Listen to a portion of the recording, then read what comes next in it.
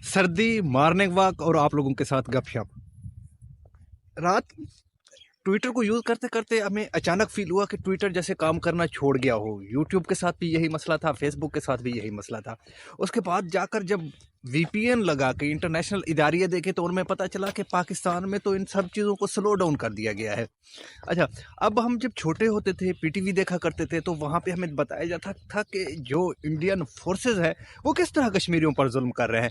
उनमें सबसे पहले यही बताया जाता था कि उनका तो इंटरनेट सर्विस ही मुअत्तल कर दिया गया है, उनका तो दुनिया के साथ राब्ता ही नहीं है, वो किस तरह अपने आप को एक्सप्रेस करेंगे, वो किस तरह अपने चीज़ों को वहाँ पे दिखा सकेंगे।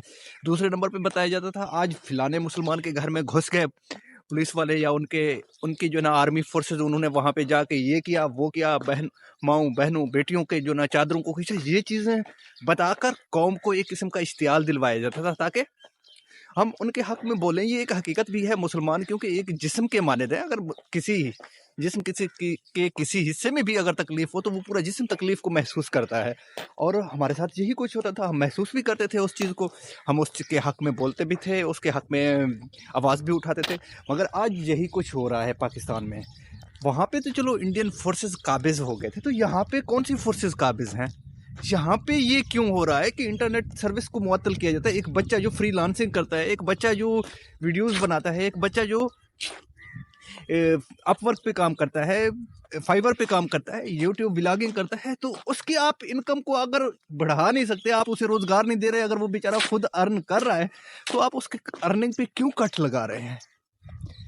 दुनिया 5G पे चली गई है और हम उसी जो सर्विस जो अवेलेबल है उसको इंक्रीज करने के बजाय हम उसी सर्विस को ही कट करने के पीछे पड़े हुए हैं।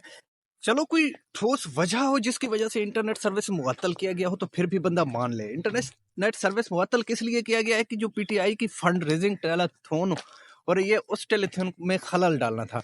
वो अहमको, आपने उस टेलीथॉन में खलल डाल दिया। पीटीआई की जो फंड रेजिंग वो है, जो उनका चल रहा था प्रोग्राम, तो वो तो चलो मुअत्तल हो गया। पहली बात ये है कि वो मुअत्तल नहीं हुआ, वहाँ पे जो नौजवान लड़के बैठे हुए हैं वो मेजॉरिटी पढ़े लिखे हैं, वो वीपीएन लगा के इस्तेमाल कर सकते हैं, वो आप लोगों से एक सदी आगे हैं। आपने उनमें खलल डाल के, चलो मान लेते हैं एक लम्हे के लिए, आपने उनमें खलल डाल के आपने उनके फंड रेजिंग जो प्रोग्राम था उसको बढ़ा दिया, उसको खत्म कर दिया। तो उसके बाद ये देखो कि उसमें आप लोगों का, यानी कि इस मुल्क के टैक्स पेयर का नुकसान कितना हुआ है। अगर आपने 3-4 घंटे के लिए इंटरनेट सर्विस स्लो कर दिया है, उसमें एक बच्चा जो बैठा प्रोजेक्ट पे काम कर रहा था, वो अर्निंग में ज़ाहिर सी बात है अगर वो कुछ कमा रहा था तो वो इस मुल्क में ही खर्च करता ना। उसके कास्ट वर्सेस बेनिफिट को देखते ही नहीं है ये अहमक लोग, इनका काम ही नहीं है इन चीज़ों से लिंक्ड।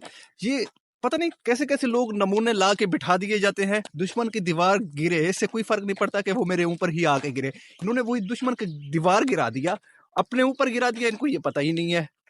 इसमें मुल्क की इकोनॉमी का कितना नुकसान हुआ उनसे इनको कोई लेना देना नहीं है। इनको बस इसी बात से लेना देना है कि पीटीआई का जो टेलीथॉन हो रहा था ना फंड रेजिंग के लिए, वो किसी ना किसी तरीके से स्लो डाउन हो गया।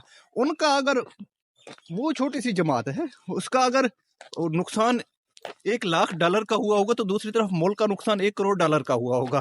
तो इन्होंने अपने एक अहमकों ने अपने $1 करोड़ का नुकसान करवा दिया पीटीआई के $1 लाख के बस। फिर वहां पे भी नाकाम हो गए।